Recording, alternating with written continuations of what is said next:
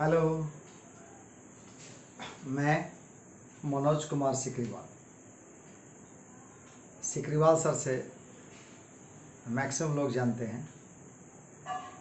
मैं लगभग 22-23 साल से इस फील्ड में हूँ। 22-23 साल से इस फील्ड में हूँ मैं। अब हम लोग देखेंगे कि जो वर्तमान परिस्थिति है, उस वर्तमान परिस्थिति से मेरा अभिप्राय इस महामारी से है। इस महामारी के चलते बहुत सारा चीज़ का, बहुत सारे चीज़ों का दिशा बदल गया है। इतना कोई सोचा नहीं था कि लोग एक दूसरे से दूर होंगे या दूर रहेंगे। यानी डायरेक्ट क्लास का, सीधे क्लास का कंसेप्ट एकदम ही कुछ दिनों के लिए ऑफ हो जाएगा। तो अब टोटली क्या हो गया, घर में बैठ करके और दुनिया से जुड़ने का है। तो मैं भी एक कोशिश कर रहा हूं कि आप घर में रह करके बेहतर फिजिक्स पढ़ें, समझ सकें, सभी पढ़ें और समझ सकें। कोशिश मेरा रहेगा हर छोटे छोटे चीज को मैं एक्सपोज करूंगा। जितना छोटा छोटा चीज है सबको एक्सपोज करूंगा। यानी पूरी तरह से क्लास इंफॉर्मेशन से भरा रहेगा। आप अपना कंसंट्रेशन बना के रखें। आप बस यही सोचें कि हम क्लास में बैठ करके अटेंशन में क्लास कर रहे हैं। कलम, कॉपी, कंसंट्रेशन, ये तीनों चीज आप रखें और वीडियो को रोक रोक करके और उसमें जितने भी महत्वपूर्ण बात हैं उस सबको लिख कर एक नोट्स बना लें। जहां दिक्कत हो, जहां भी दिक्कत हो, आप फीडबैक जरूर भेजें। फीडबैक से आपका क्या होगा, बहुत सारा सुधार होगा, बहुत सारा आपको लाभ मिलेगा।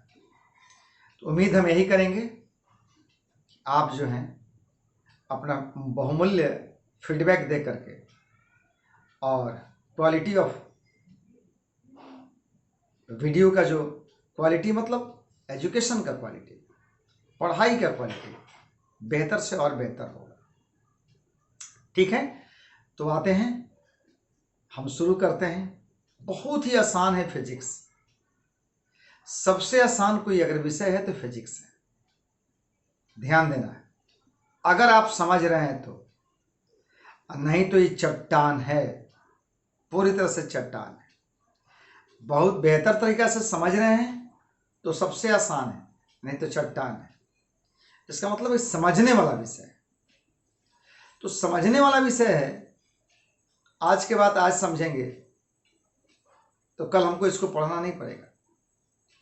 अगर आज याद करेंगे तो बार बार हमको याद करना पड़ेगा।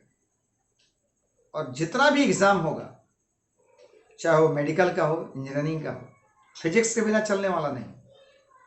तकनीक, जितना भी टेक्नोलॉजी की बात आती है, और आज टोटल काम जो है, टोटली वर्क जो है टेक्नोलॉजी ओरिएंटेड हो गया।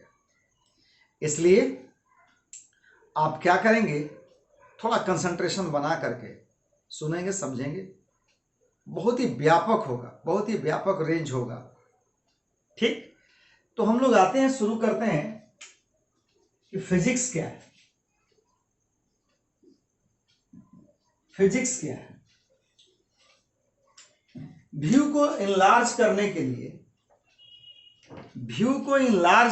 लिए, हम लोग क्या देख रहे हैं कि भाई इसका व्यापक डेफिनेशन है।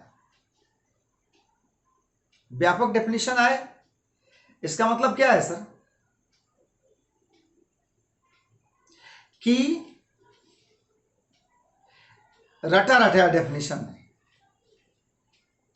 जैसे कहता है क्या, इट इज दिस रटा रटा definition, it is the study of nature and its law. अरे तो सारा साइंस तो यही है जी, it is the study of nature and its law. क्योंकि साइंस में कोई भी चीज ऑलरेडी पहले से एस्टेब्लिश्ड है, ऑलरेडी पहले से घटित हो रहा है, जानकारी उसकी हमें करनी होती है। क्यों जानकारी हमें करनी होती है? जीवन स्तर को बेहतर बनाने के लिए। यानी साइंस का उद्देश्य क्या है? जीवन स्तर को बेहतर बनाना, और दूसरा कोई उद्देश्य नहीं। आज जीवन स्तर बेहतर कैसे? टेक्नोलॉजी के डेवलपमेंट से डिवाइसेस बनते हैं, और वो डिवाइस लाइफ स्टाइल को बदलता है, जीने के तरीका को बदलता है, जिंदगी के रफ्तार को बदलता है। तो कंसेप्ट यहां ही है कि हम लोग इसका एक व्यापक डेफिनेशन देखेंगे। अब हम आते हैं, किस बात पर आते हैं कि पूरा यूनिवर्स हमारा कितने चीजों से मिलकर बना है। पूरा यूनिवर्स कितने चीजों से मिलकर बना है, किस किस चीज से मिलकर बना है। तो आए देखें, हम बस यही कह सकते हैं कि our whole universe is either made with matter और with energy. Our whole universe is either made with matter और विथ एनर्जी। मैं क्या बोल रहा हूं कि our whole universe is either made with matter और विथ एनर्जी, और वर्ड लगा रहा हूं, एंड नहीं, मैटर एंड एनर्जी नहीं कहा मैंने। एंड और में क्या अंतर है? अगर मैटर एंड एनर्जी कहता तो ये दोनों दो अलग अलग चीज होते, यानी दो चीज से बना हुआ, मैटर से और एनर्जी से। मैटर और एनर्जी बोले, इसका मतलब मैटर से बना है या एनर्जी से बना है। तो एंड वाला हटा दीजिए। क्यों? अब इसके विषय में सुनिए। मैं बोला कि our whole universe is either made with matter और with energy, because both matter and energy are interconvertible to each other. That is, matter can be converted into energy, or and energy can be converted into matter. That is, our whole universe is either made with matter or with energy, because both are interconvertible to each other. Matter can be converted into energy and energy can be converted into matter. There are various processes that takes place in our universe, which is an example of conversion of matter into energy and energy into matter. हमारे ब्रह्मांड में बहुत सारी ऐसी प्रक्रियाएं चल रही हैं जिसमें मैटर एनर्जी में कन्वर्ट हो रहा है, एनर्जी मैटर में कन्वर्ट हो रहा है। ध्यान रखें, जब पूरा नेचर हमारा, पूरा यूनिवर्स हमारा मैटर और एनर्जी से बना है, तो फिजिक्स में इससे इतर थोड़े पढ़ेंगे। फिजिक्स में क्या करेंगे? यही दोनों चीज के विषय में पढ़ेंगे ना। ध्यान दीजिएगा। तो अब हम क्या कहने जा रहे हैं कि जैसे मैं बोला कि our whole universe is either made with matter और with energy, that is matter can be converted into energy, energy and energy can be converted into matter. बहुत सारे एग्जांपल हैं, अब हम एग्जांपल के माध्यम से समझा रहे हैं। जैसे कोई आपसे कहे कि आप एग्जांपल बताओ कैसे मैटर एनर्जी में कन्वर्ट हो रहा है। अब देखिए, भ्रम आपके सामने क्या है, पहले ही हम बोल रहे हैं भ्रम आपके सामने क्या है। तो आप कहेंगे भाई मैटर को एनर्जी में कन्वर्ट करने, बहुत जगह हम देखा है। जैसे क्या देखे हैं भाई? तो आप देखे हैं कि बहुत सारा कोयला जलाते हैं, तो बहुत सारा कोयला जलाते हैं, जैसे 1 क्विंटल कोयला जलाए, ऐसे राख के रूप में कितना मिला? 5 kg। राख के रूप में कितना मिला? 5 kg। बाकी बचे कोला कहां चला गया? एनर्जी में कन्वर्ट हो गया। आप 14.2 kg गैस भरवाते हो सिलेंडर में, एलपीजी लिक्विड पेट्रोलियम गैस जो है, 1 महीना 20 दिन में यूज करते हो, रोटी सेक लेते हो, दाल बना लेते हो, और सारी चीज बना लेते हो। पूछेगा वो गैस कहां गया? एनर्जी में कन्वर्ट हो गया। डीजल पेट्रोल हम लोग गाड़ियों को चलाने के लिए यूज करते हैं, तो क्या बोलेगा वो? डीजल कहां गया, पेट्रोल कहां गया? एनर्जी में कन्वर्ट हो गया। ये सब के सब मिसकंसेप्शन है, सबके सब मिसकंसेप्शन है। ध्यान देना, जितने भी चीज, जितने भी प्रोसेस का मैं चर्चा किया, इन सभी प्रोसेस में कहीं भी मास एनर्जी में नहीं कन्वर्ट हो रहा है। मास एनर्जी में नहीं कन्वर्ट हो रहा है। क्यों? तो एनर्जी आ रहा कहां से? जवाब दूंगा मैं। अब हम आते हैं, एक एग्जांपल लेते हैं। कहीं अगर मास एनर्जी में कन्वर्ट हो रहा है, कहीं मैटर एनर्जी में कन्वर्ट हो रहा है अगर, तो उसको कैलकुलेट कैसे करते हैं? तो आइंस्टीन का एक इक्वेशन है, आइंस्टीन का E equal to mc² equation है। इस इक्वेशन का नाम है मास या matter energy, mass energy equivalent relation, equivalence matter energy या मास एनर्जी, कुछ भी लिख सकते हैं। मैटर एनर्जी इक्विवेलेंस रिलेशन है, ध्यान देना है। यहां मैटर एनर्जी इक्विवेलेंस रिलेशन है E इक्वल टू mc²। बहुत ही पॉपुलर इक्वेशन है आइंस्टीन का, ध्यान देना। Where symbol have their usual meanings. M क्या है सर? मास कभी मत कहिएगा, M मास नहीं बल्कि लॉस इन मास है। M क्या भाई? लॉस इन मास है। और C क्या है? Velocity of light. आप जानते हो भाई वैल्यू 3 × 10⁸ मीटर पर सेकेंड। क्या सुना आपने? आपने क्या सुना कि कहीं भी मास अगर एनर्जी में कन्वर्ट होगा तो उसके लिए इक्वेशन जो आएगा हमारा, वो इक्वेशन जो है E इक्वल टू mc²। देख लिया इसमें। अब हम आते हैं, 1 ग्राम मास हम नष्ट करके देखते हैं। 1 ग्राम, सिंपली 1 ग्राम मास। एक छोटा सा चना ले लीजिए, उसको फुला दीजिए, शायद 1 ग्राम हो जाएगा। आप क्या कर रहे हो? 1 ग्राम मास को नष्ट कर रहे हो।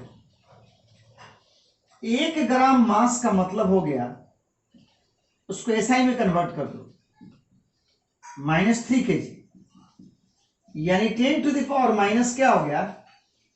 3 kg हो गया 1 ग्राम मास।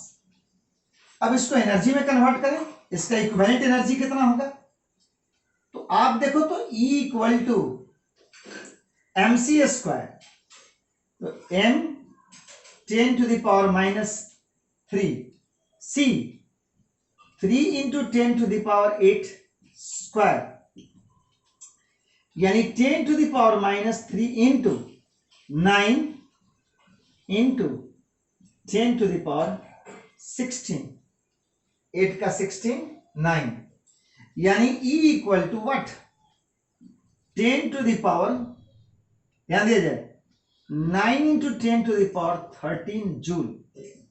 ध्यान देखिएगा बाबू, 1 ग्राम मास नष्ट किए, एनर्जी कितना आया हमारे पास? 9 × 10⁻13 जूल एनर्जी आ गया। 9 × 10⁻13 जूल एनर्जी आ गया हमारे पास। बात समझ में आ गई बाबू को? This is a very big amount of energy, this is a very large amount of energy. तो 1 ग्राम मास नष्ट किए इतना एनर्जी एक बिल्डिंग को नष्ट करने के लिए पर्याप्त है सर, बहुत बड़ा जगह को नष्ट करने के लिए पर्याप्त है। आइए, और आप कह रहे हैं कि 14.2 kg गैस को हमने 1 महीना में एनर्जी में कन्वर्ट करके रोटी बना ली है। क्या बात है सर। आप देखिए ध्यान से, अगर 14 kg लेते हैं मास के बराबर, तो 14 kg लेंगे तो यहां हो जाएगा 14 9, ध्यान से देखिए 26 से 126 इंटू 10⁻16 हो जाएगा, माइनस नहीं जाएगा, 1016। सोचिए कितना बड़ा अमाउंट हो गया, बहुत बड़ा अमाउंट हो गया। अब आते हैं आपको समझाने का प्रोसेस, समझाने का कोशिश करते हैं कि 2 तरह के रिएक्शन को हमें पढ़ना है। एक है 2 तरह के प्रोसेस को, एक केमिकल प्रोसेस, एक न्यूक्लियर प्रोसेस को पढ़ना है। देखिए फिजिक्स का डेफिनेशन देकर हम निकल जाते हैं, इसलिए मैं फिजिक्स का डेफिनेशन नहीं बल्कि फिजिक्स का डेफिनेशन बनाने जा रहा हूं। इसके लिए मैं भूमिका में बैकग्राउंड तैयार कर रहा हूं। तो यहां कंसेप्ट क्या कर रहा है, तो कंसेप्ट यही कह रहा है कि 2 तरह का प्रोसेस, एक केमिकल प्रोसेस और एक है न्यूक्लियर प्रोसेस। तो बर्निंग का जो प्रोसेस है, बर्निंग का प्रोसेस जो है ना, वो केमिकल प्रोसेस है। जैसे आप कोई भी ऑर्गेनिक कंपाउंड को जलाते हैं, मीथेन, प्रोपेन, ब्यूटेन, कोई भी ऑर्गेनिक कंपाउंड को जलाते हैं, उससे क्या निकलेगा, जलाइएगा, बर्न कीजिएगा इसको, CO2 बर्न कीजिएगा तो क्या निकलेगा, CO2 प्लस H2O निकलेगा। आते हम लोग, थोड़ा सा हो सकता है इधर कट जाएगा। कोई भी ऑर्गेनिक कंपाउंड को बर्न करते हैं, जलाते हैं, तो CO2 plus H2O plus heat निकलता है। यानी अब आपका C2H6 है, इथेन है या मीथेन है, कुछ भी जलाते हैं, तो आपको क्या मिला, कार्बन डाइऑक्साइड गैस मिला, वाटर मिला, हीट मिला, जला दिए इसको। तो आप कहेंगे हीट आया कहां से। ध्यान दीजिए, जितना भी केमिस्ट्री में आप रिएक्शन देखे होंगे 2 प्रकार का है, एक है एक्सोथर्मिक, एक एंडोथर्मिक। दूसरा आप केमिस्ट्री में क्या देखे होंगे, इक्वेशन हमेशा बैलेंस होता है, कोई भी केमिकल रिएक्शन बैलेंस होता है। LHS में जितना कार्बन है उतना ही कार्बन RHS में, LHS में जितना हाइड्रोजन उतना ही हाइड्रोजन RHS में, माने जो जो एलिमेंट जितना जितना मात्रा में LHS में उतना ही मात्रा में RHS में। तो भाई नष्ट कहां हुआ, डिस्ट्रॉय कहां हुआ। जितना कार्बन LHS में उतना ही कार्बन RHS में, जितना ऑक्सीजन, ऑक्सीजन कहां से निकाला, एटमॉस्फेयर से। जलने की प्रक्रिया बिना ऑक्सीजन की नहीं हो सकती है, एटमॉस्फेयर से लिया ऑक्सीजन। तो जितना LHS में हमारा था कार्बन उतना ही कार्बन RHS में, जितना हाइड्रोजन LHS में उतना ही हाइड्रोजन RHS में, जितना ऑक्सीजन LHS में उतना ही ऑक्सीजन अगर RHS में है, तो यहां नष्ट क्या हुआ सर।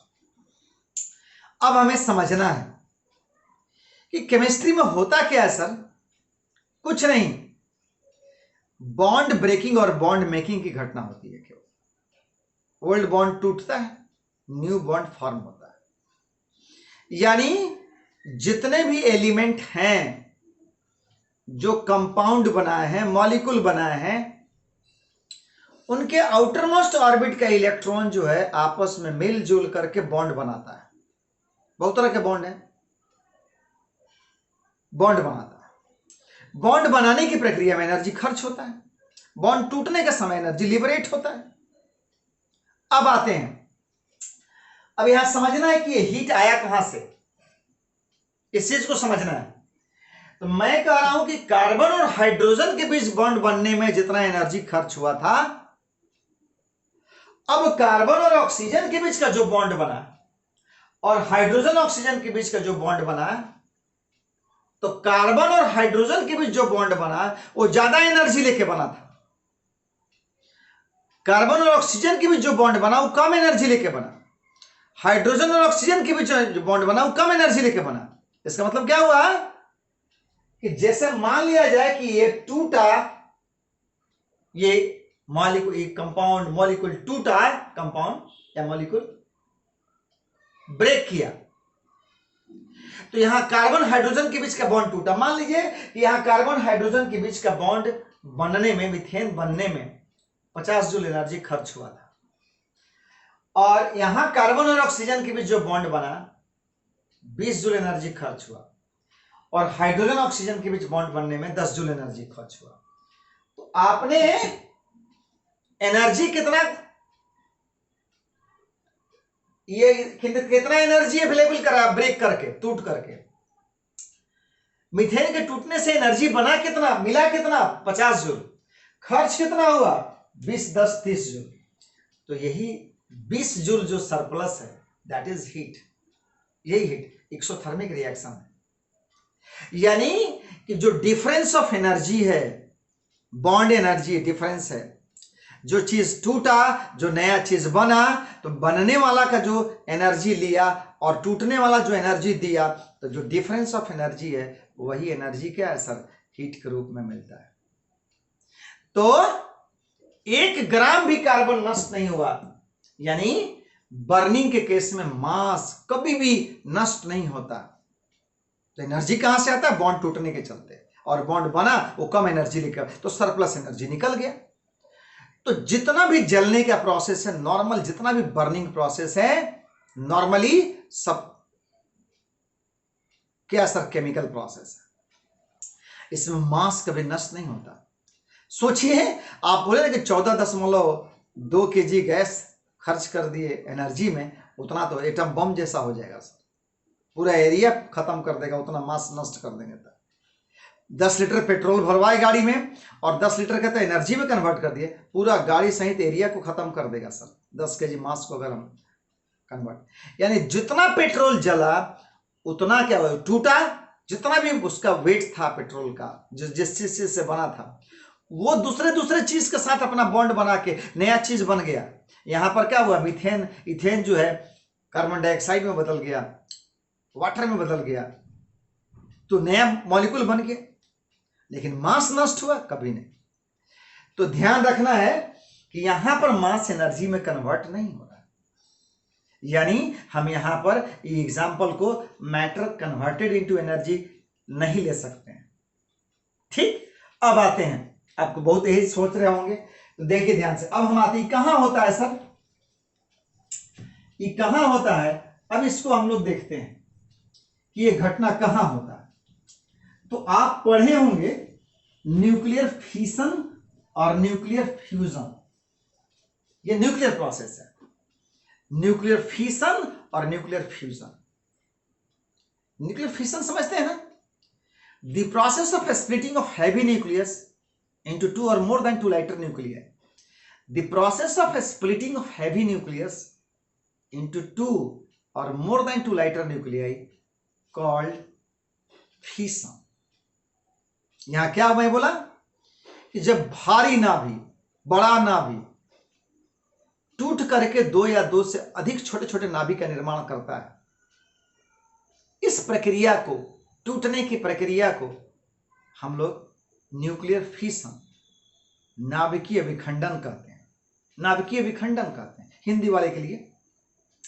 ठीक है, तो ध्यान दें यहां, जैसे न्यूक्लियर फिशन क्या है, अब आपको बाबू को बताते हैं। यूरेनियम हम लोग ले लेते हैं, यूरेनियम, यूरेनियम क्या है सर, 92, 234, 230, 92, 235 है यूरेनियम, 92 और 235 है। इसको हम क्या करते हैं, फिजिबल मटेरियल है, इसको हम लोग क्या करते हैं, स्लो मूविंग न्यूट्रॉन से बम्बार्ड कराते हैं।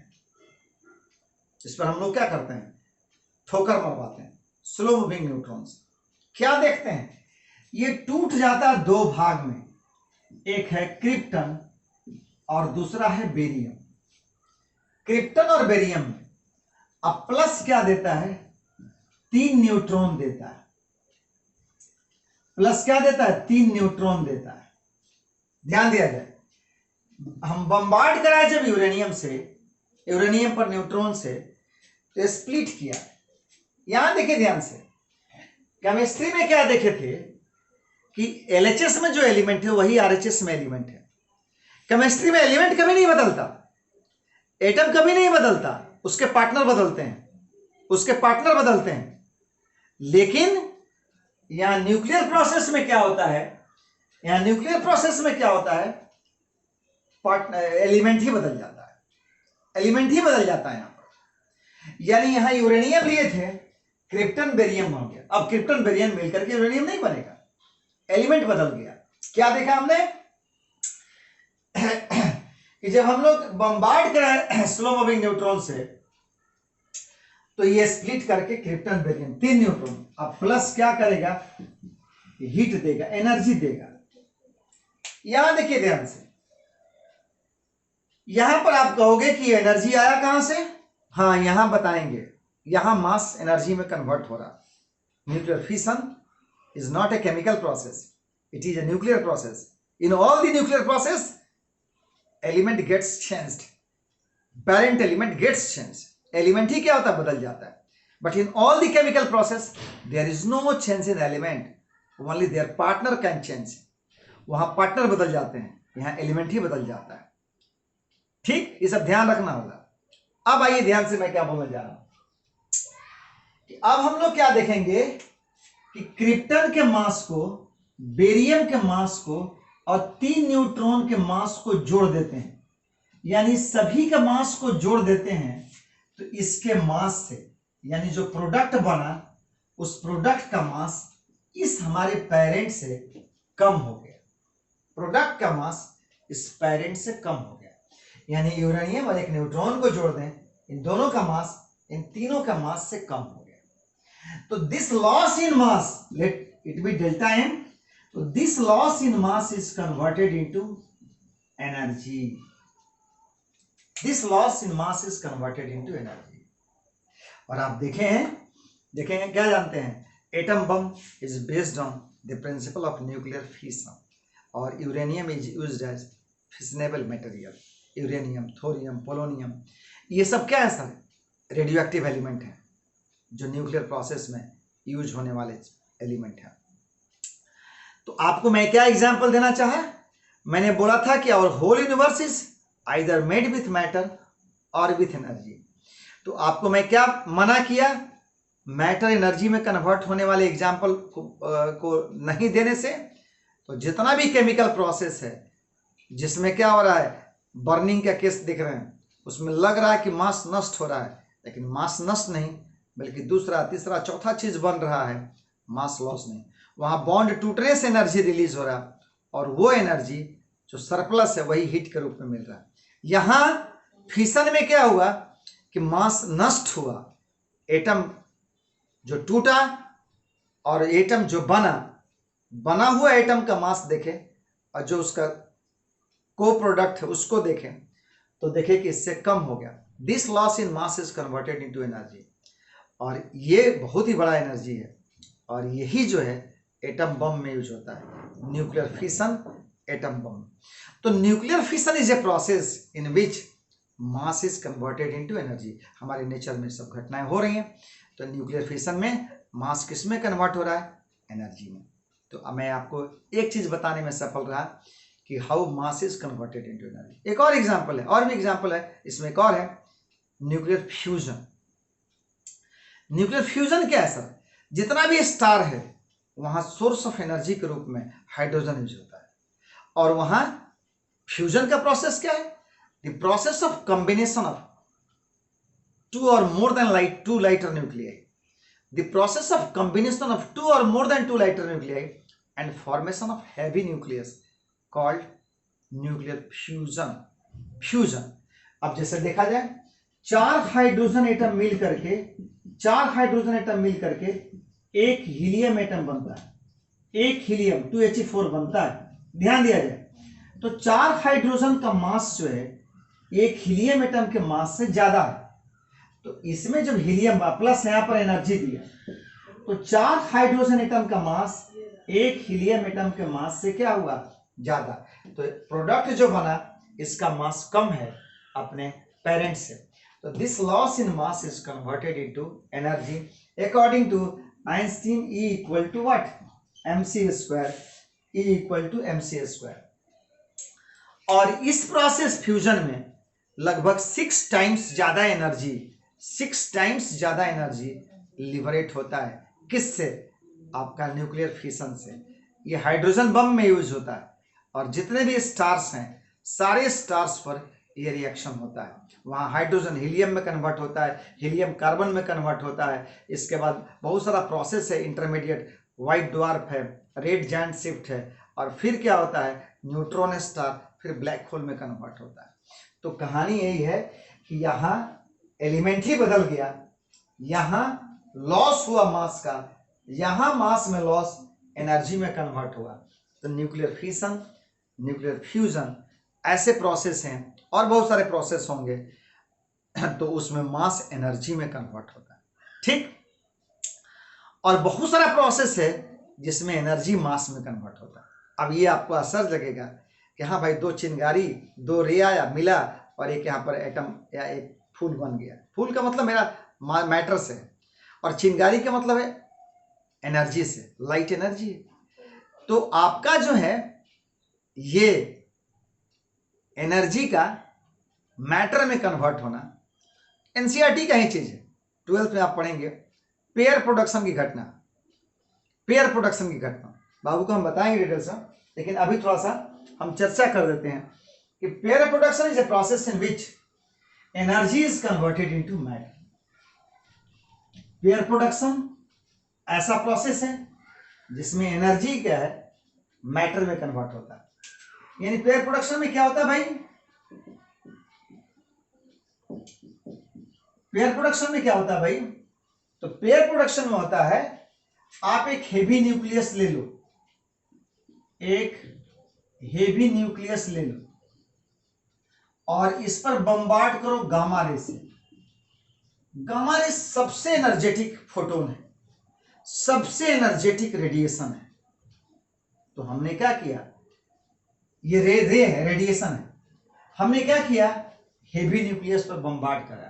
क्या देखा, ये न्यूक्लियस जो है इस रेडिएशन को एब्जॉर्ब किया, एब्जॉर्ब करके क्या प्रोड्यूस किया भाई, तो एब्जॉर्ब करने के बाद 2 फंडामेंटल पार्टिकल को प्रोड्यूस किया, 2 फंडामेंटल पार्टिकल। इसका नाम पॉजिट्रॉन है, नॉट प्रोटॉन। इसका नाम क्या है सर, इलेक्ट्रॉन है। हमने क्या देखा कि जब बम्बार्ड करते हैं हेवी न्यूक्लियस को गामा रे से, इससे 2 फंडामेंटल पार्टिकल निकलता है, 2 फंडामेंटल पार्टिकल। यानी इस हेवी न्यूक्लियस के द्वारा क्या किया गया भाई, तो इस रेडिएशन को एब्जॉर्ब कर लिया और रेडिएशन ऑब्जर्व करके 2 फंडामेंटल पार्टिकल दिया, पॉजिट्रॉन और क्या है, इलेक्ट्रॉन।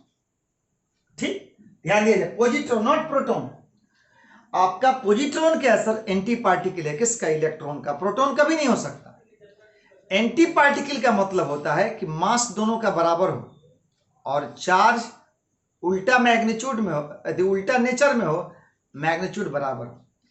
तो प्रोटॉन कभी एंटी पार्टिकल नहीं हो सकता इलेक्ट्रॉन का, because the mass of proton is nearly 1840 times greater than that of what, electron. यानी एक प्रोटॉन में 1840 इलेक्ट्रॉन लगभग बन जाएगा, इसलिए कभी एंटी। पॉजिट्रॉन क्या है सर, एंटी पार्टिकल है, किसका, इलेक्ट्रॉन का। जैसे आप जानते हो ये कहां से आ गया सर, हाँ ध्यान रखिए, आप केवल जानते हैं इलेक्ट्रॉन, प्रोटॉन और न्यूट्रॉन के विषय में, तो आप सुन लीजिए बढ़िया से। हमारे न्यूक्लियस में आपको जैसे पता होगा कि न्यूट्रॉन प्रोटॉन है, नहीं, पूरे न्यूक्लियस में अगर हम देखें, आज के डेट में खोज हो चुका है 200 से अधिक फंडामेंटल पार्टिकल का। रेसनिक हेलिडे में जाके देखिएगा, पार्टिकल फिजिक्स के नाम से एक चैप्टर है, उसमें बहुत सारे पार्टिकल के विषय में चर्चा किया गया। तो आपके न्यूक्लियस में 200 से ज़्यादा फंडामेंटल पार्टिकल है। हम अगर कुछ का नाम ले सकें तो यह लेप्टॉन है, हेड्रॉन है, ब्रेयॉन है, मेसॉन है, फर्मियॉन्स है, बोसोन्स हैं, एंटी न्यूट्रिनो, न्यूट्रिनो, इसके बाद में बहुत सारे क्वार्ज है, quarks, top quarks, not quarks, top quarks, bottom quarks, बहुत सारे फंडामेंटल पार्टिकल्स हैं। यानी अब प्रोटॉन जो है फंडामेंटल पार्टिकल नहीं, अब प्रोटॉन से भी क्या है, प्रोटॉन भी बना है सर क्वार्क्स से, top quarks, bottom quarks. Neutron बना है क्वार्क्स से। ध्यान देना है बाबू को, ये पॉजिट्रॉन जो है इसका मास जो है m पॉजिट्रॉन जो है वो क्या है, इसका मास इलेक्ट्रॉन के मास के बराबर है। ये है 9.1 इंटू 10 टू द पावर, अच्छा यहां नहीं चलिए, यहां पर साइन होगा, m positron 9.1 10 to the power -31 kg, और चार्ज इलेक्ट्रॉन के चार्ज, और यहां पर इलेक्ट्रॉन, ये एंटी पार्टिकल। अब आए समझे कि how energy is converted into matter. तो गामा रे क्या है, यहां E बराबर h न्यू, इसके पास क्या है सर, केवल एनर्जी है। अब जानते हैं फोटोन की एनर्जी को, ये h न्यू, इसका रेस्ट मास 0 है, इसका कोई मास नहीं होता, लाइट में कोई रेस्ट मास नहीं है सर। अब ये गामा रे को ही कैप्चर किया, खा गया, खाने के बाद क्या दिया सर, ये पार्टिकल दिया। देखे ध्यान से, इसका मास है, इसका मतलब क्या देखे कि pair production is a process in which energy is converted into matter, energy is converted into matter.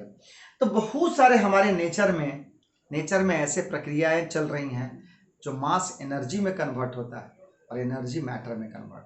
तो जब पूरा यूनिवर्स हमारा मैटर और एनर्जी से बना हुआ है तो हम फिजिक्स में पढ़ेंगे क्या चीज़, यही मैटर और एनर्जी। लेकिन ध्यान दिया जाए, व्यापकता अपने और बढ़ाया जाए कि और भी कुछ टर्म्स ऐसे हैं जो फिजिक्स में पढ़ाए जाते हैं जो ना तो मैटर है ना तो एनर्जी है। बहुत सिंपल है सर, कौन सा है तो सोच के बताइए, वीडियो रोकिए और सोच के बताइए आप। चलिए हम बताते हैं, लेकिन आप वीडियो रोक करके बताइएगा। टाइम है, टाइम मैटर नहीं है, एनर्जी नहीं है। जितनी भी घटनाएं घटित होती है, फास्ट है स्लो है, किसके रेस्पेक्ट में हम लोग बोलते हैं, टाइम के रेस्पेक्ट में। दूसरा है डिस्टेंस, दो बिंदुओं के बीच का अंतराल, गैप, बहुत सारा चीज के बीच में डिस्टेंस मेजर करते हैं, डिस्प्लेसमेंट मेजर करते हैं। ये ना तो मैटर है ना तो एनर्जी। अब हम लोग फिजिक्स को डिफाइन करने की स्थिति में आ गए। ध्यान दो बाबू को, अब हम फिजिक्स का डेफिनेशन देते हैं। भाई फिजिक्स है क्या चीज,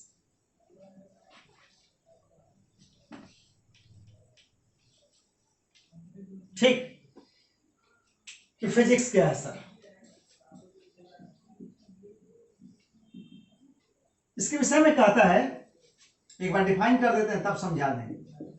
it is that branch of science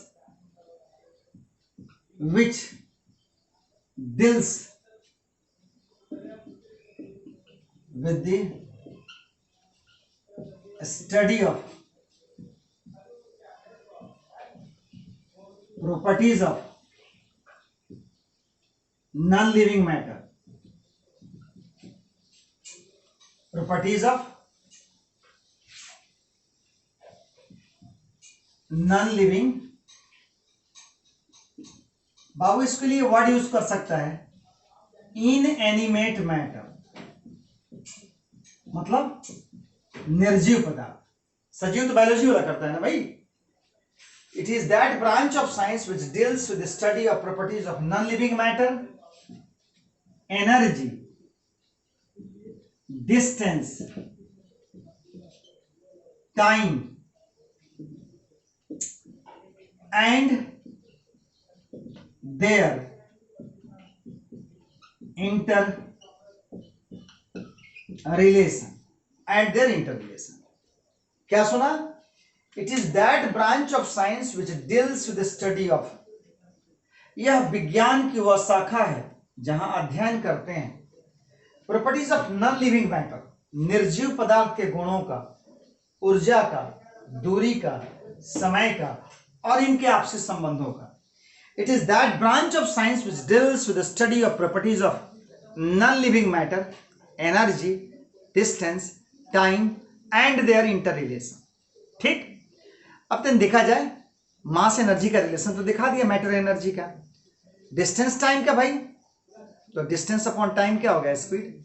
तो इसी ये मैटर एनर्जी डिस्टेंस टाइम सब मिला मिला करके पूरा फिजिकल क्वांटिटी तैयार हो जाता है, पूरा फिजिकल क्वांटिटी तैयार हो जाता है। तो आपने देखा फिजिक्स का डेफिनेशन क्या है, तो ये फिजिक्स का एक ब्रांच है जहां हम स्टडी करते हैं नॉन गुणों का, किसका, नॉन लिविंग मैटर का, एनर्जी का, डिस्टेंस का, टाइम का और इनके बीच के रिलेशन का। कोई दिक्कत है बाबू को? चलिए अब आते हैं हम लोग कहां पर कि सर फिजिकल क्वांटिटी क्या है। तो इसके पहले हम लोग क्वांटिटी देखेंगे। What do mean by quantity, quantity क्या है सर। देखे हम लोग पहले क्वांटिटी देखें, अब तब हम देखेंगे कि इस क्वांटिटी की दुनिया में फिजिकल क्वांटिटी कहां है। तो क्वांटिटी के विषय में कहता है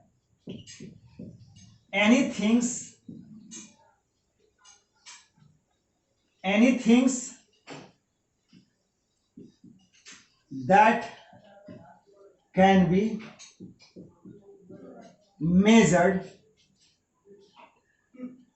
called quantity। anything that can be measured, जिसको माप सकते हैं, जो मापा जा सकता है, उसी को हम लोग क्या कहते हैं, क्वांटिटी कहते हैं। बहुत तरह का क्वांटिटी है, physical quantity, chemical quantity, mathematical quantity, but the quantity of our concern is physical quantity. जिससे हमें मतलब है वो क्या है sir, physical quantity. What is physical quantity. अब बात आता है सर फिजिकल क्वांटिटी क्या है। तो कहता है सर कि फिजिकल क्वांटिटी क्या है, फिजिक्स में पढ़ाई जाना क्वांटिटी को फिजिकल क्वांटिटी नहीं। A quantity which describes the law of physics, a quantity which establishes the law of physics, a quantity which describes the law of physics, a quantity which establishes the law of physics। ऐसा quantity जो physics के नियमों की व्याख्या करता हो, ऐसा quantity जो फिजिक्स के नियमों की स्थापना करता हो, क्या कहलाता है, फिजिकल क्वांटिटी कहता है। A quantity which establishes the law of physics is called physical quantity। Okay?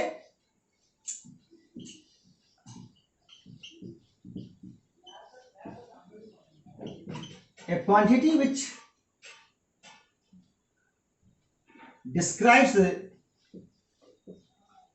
describe माने व्याख्या। A quantity which describes the law of physics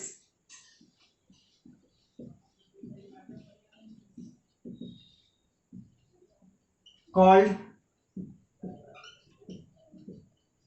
physical quantity। ऐसा क्वांटिटी जो फिजिक्स के नियमों की व्याख्या करता है, फिजिकल क्वांटिटी कहलाता है। जैसे एग्जांपल में फोर्स, वेलोसिटी, डिस्टेंस, मास, इटीसी। मेरा कहने का मतलब क्या है कि फोर्स का आने से फिजिक्स के एक सर्टेन लॉ का प्रोक्लेमेशन होता है। फोर्स का आने से फिजिक्स के एक निश्चित नियम की उद्घोषणा होती है। क्या भाई कहता है कि it is a physical cause. What is force? It is a physical cause when acts on a body, either it changes और ट्राई टू चेंज पोजिशन और shape of the body, position और कॉन्फ़िगरेशन ऑफ द बॉडी। हम करें word physics, word force का आने से physics के एक निश्चित नियम की व्याख्या होती है। क्या भाई? यह एक भौतिक कारण है। जब किसी वस्तु को लगता है उसके स्थान को, उसके आकार को बदल देता है या बदलने की चेष्टा करता है। वेलोसिटी का आने से फिजिक्स के एक सर्टेन लॉ का प्रोक्लेमेशन होता है। The rate of change of displacement with respect to time is defined as velocity. तो जिस शब्द के कहने से फिजिक्स के एक निश्चित नियम विशेष की उद्घोषणा होती है, जिस शब्द के कहने से फिजिक्स के एक निश्चित नियम की व्याख्या होती है, उस शब्द को ही फिजिकल क्वांटिटी कहता है। A word which describes the law of physics called physical quantity। बात समझ में आ गया बाबू को?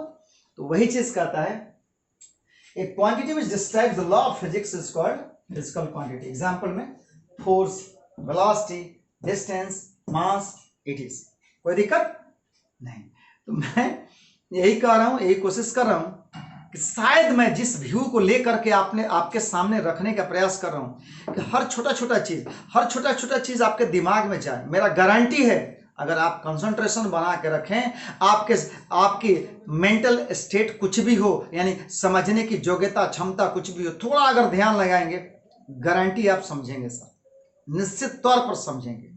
क्योंकि जिस रेंज को लेकर के मैं रख रहा हूं, ये 25 साल से मैं एक्सपीरियंस करके देखा हूं कि इस रेंज में मैक्सिमम 99% लोग इससे लाभ लिए हैं, 99% लोग क्लास में सेटिस्फाइड है, बशर्ते आप कंसंट्रेशन, कॉपी और पेन आप अपने पास रख करके काम कीजिएगा। तो आपने देखा, क्या चीज देखा कि क्वांटिटी, फिजिकल क्वांटिटी देख लिया। अब बाबू को क्या देखना है कि भाई ये फिजिकल क्वांटिटी कितने तरह का होता है, ये फिजिकल क्वांटिटी कितने तरह का।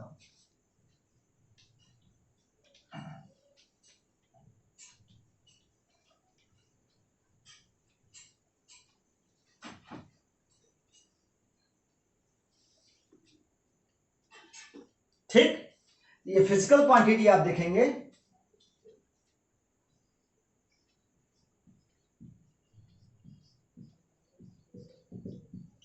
ये फिजिकल क्वांटिटी 3 तरह का है। एक है स्केलर, एक है वेक्टर और एक है टेंसर। पिछले क्लासों में आप देखे होंगे स्केलर वेक्टर का नाम सुने होंगे, टेंसर नहीं सुने होंगे, एक नया चीज आपके लिए।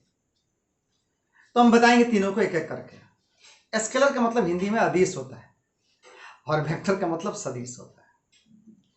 तो ध्यान दिया जाए यहां पर, स्केलर, वेक्टर और टेंसर। अब स्केलर के विषय में हम लोग देखेंगे व्हाट इज स्केलर क्वांटिटी। तो आप मोटा मोटी क्या जानते हैं स्केलर क्वांटिटी में? ओ दिस, जिसमें दिशा नहीं हो। तो यहां इस मोटा मोटी कहानी से नहीं, अब हम आते हैं, इसकी दुनिया छोटी सी है, उसको खंगालने का प्रयास करते हैं। इसके छोटी सी दुनिया को फोकस करते हैं, आपके सामने रखने का प्रयास करते हैं। मुझे उम्मीद है निश्चित तौर पर आपको ये फायदा पहुंचाएगा और आपको पूरी जानकारी मिलेगी इसके विषय में। आते हैं, देखते हैं ध्यान से। What is scalar? तो मैं इसकी छोटी सी जो व्यापक दुनिया है, छोटी सी व्यापक दुनिया क्या है भाई, इसका हम 3 पार्ट किए हैं। कंप्लीट स्केलर वर्ल्ड को सामने रखने के लिए आपको 3 पार्ट इसका किए हैं। Scalar part 1, scalar part 2, scalar part 3। ठीक, अब आते हैं बाबू के साथ। स्केलर पार्ट 1 का परिभाषा हमने क्या रखा है, स्केलर पार्ट 1 का परिभाषा हमने क्या रखा है उसको देखेगा। इसमें कहता है a physical quantity which has magnitude but no unit and no direction। ऐसा फिजिकल क्वांटिटी जिसके पास मैग्नीट्यूड तो है लेकिन क्या नहीं है सर, यूनिट नहीं, डायरेक्शन तो आप सब जानते हैं कि नहीं।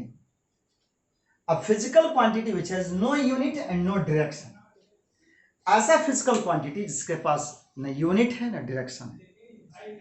भाई यूनिट किसके पास नहीं होता है,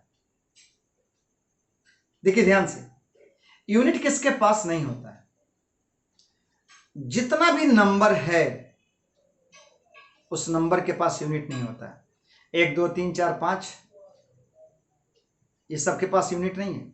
5 को आम के साथ लगाएंगे 5 आम बताएगा, 5 को न्यूटन के साथ लगाए 5 न्यूटन का फोर्स बताएगा।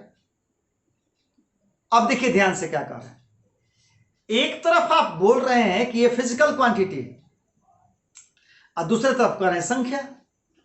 तो संख्या कहीं फिजिकल क्वांटिटी है? हाँ, बहुत सारे ऐसे फिजिकल क्वांटिटी हैं जो रेशियो के रूप में, आप पढ़ के आए 2-3, आप पढ़े हैं रिफ्रैक्टिव इंडेक्स, अपवर्तनांक इसको हिंदी में कहते हैं, रिलेटिव डेंसिटी आरटी, सापेक्ष घनत्व, मैग्नीफाइंग पावर, आवर्धन क्षमता।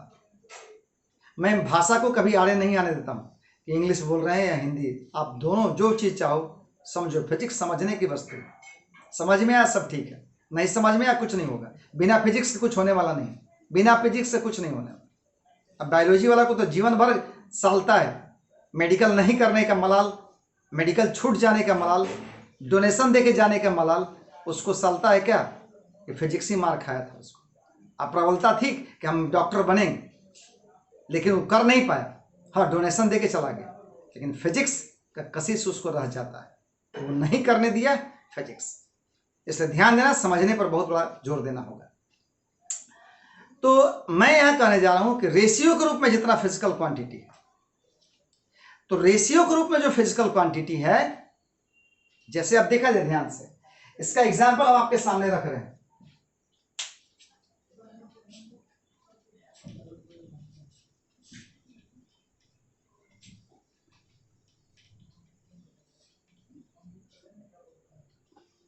जैसे आप देखो ध्यान से, एक सिंपल सी घटना को हम बता रहा हूं आपके सामने। जैसे आप देखे हो रिफ्रैक्शन के विषय में, रिफ्रैक्शन विषय में क्या जानते हो?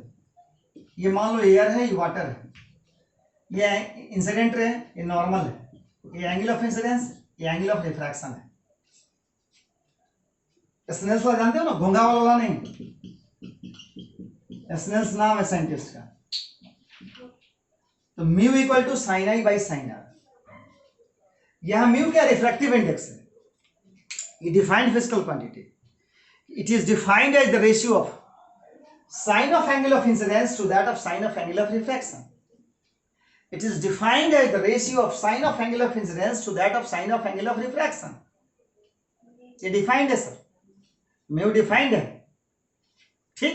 अब देखा जाए ध्यान से, I इक्वल टू अगर 45 डिग्री ले लेते हैं और R इक्वल टू अगर 30 डिग्री ले लेते हैं, आप देखो ध्यान से, sine 45 degree, sine 30 degree, sin 45 degree is nothing 1 by root 2 and sin 30 degree is nothing 1 by 2, 2 by root 2, काट दो इसको, root 2, म्यू इज नथिंग 1.414।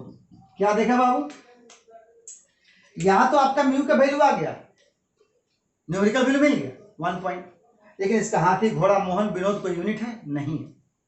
तो क्या देखा आपने कि यहां ये ऐसा फिजिकल क्वांटिटी है जिसके पास मैग्नीट्यूड तो है लेकिन यूनिट और डायरेक्शन नहीं है।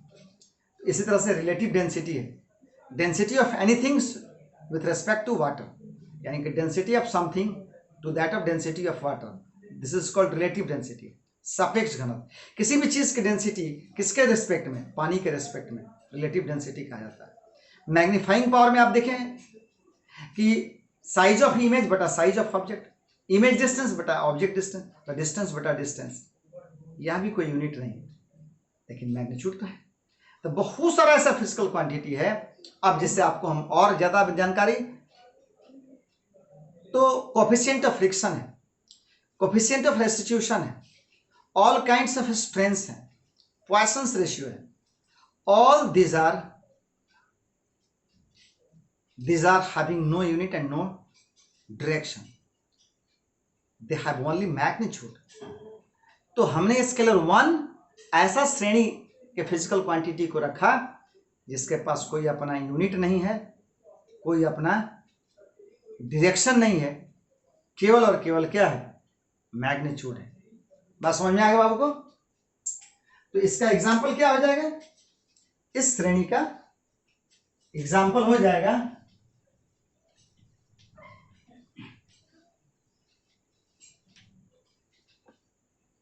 इस श्रेणी का एग्जाम्पल हो जाएगा क्या चीज, इसके एग्जाम्पल में लिख सकते हैं, जो आप जानते हैं उसको पहले लिख दें, रिफ्रैक्टिव इंडेक्स,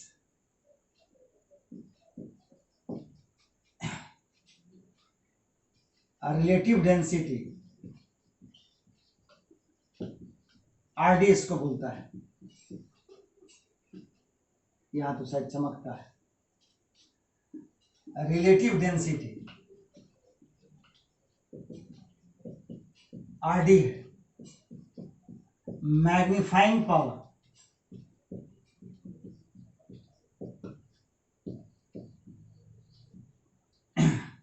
बहुत सारा चीज है, कोफिशिएंट ऑफ फ्रिक्शन है,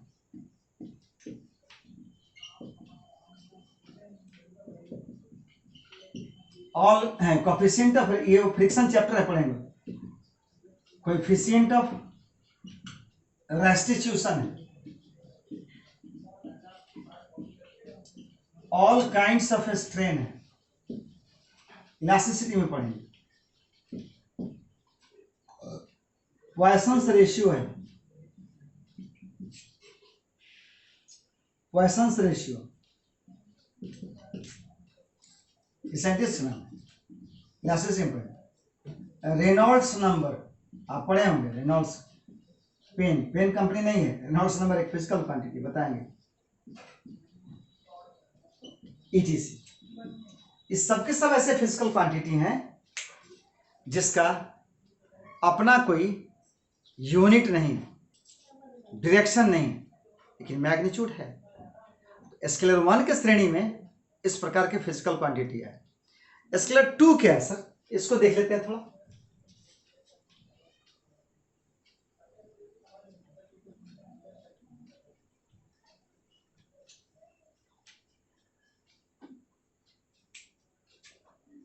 स्केलर 2 में कहता है, ये सब हम लोग जानते हैं, a physical quantity which has magnitude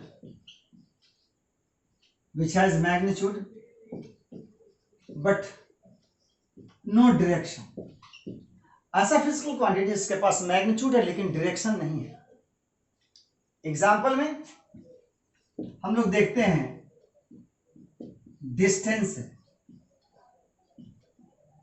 मास है, स्पीड है,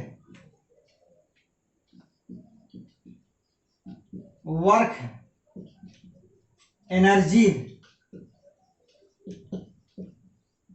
पावर है, ETC है। जितना भी क्वांटिटी है इसमें डायरेक्शन नहीं, मैग्नीट्यूड है, यूनिट भी है, डिस्टेंस का मीटर, मास का केजी, किलोग्राम, केजी मतलब किलोग्राम, किलो एक प्रीफिक्स है, ग्राम, हाँ किलो मतलब 1000 ग्राम, तो किलोग्राम हो गया, स्पीड, वर्क यानी मास, डिस्टेंस, इसमें कोई डायरेक्शन नहीं है, मास इसमें भी कोई डायरेक्शन नहीं है।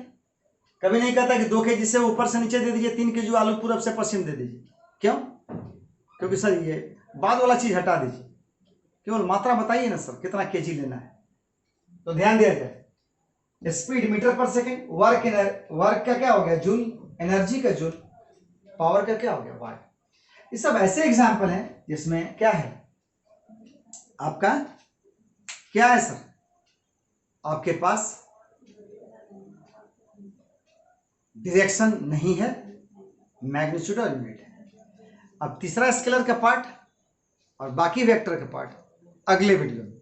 ये लिंक मेरा कहना है कि अगर सारा वीडियो आप कंटिन्यूटी में देखते हैं, गारंटी है मन की अवस्था आपकी कुछ भी हो, कम जानते थे पहले से ज़्यादा जानते थे, इतना गारंटी है अगर कंटिन्यूटी आपकी बनी रही, सारा चीज़ आप सीख लेंगे, सारा चीज़ सीख लेंगे। ठीक है, तो बाय, ओके, करिए बस आप पुराना, ठीक है।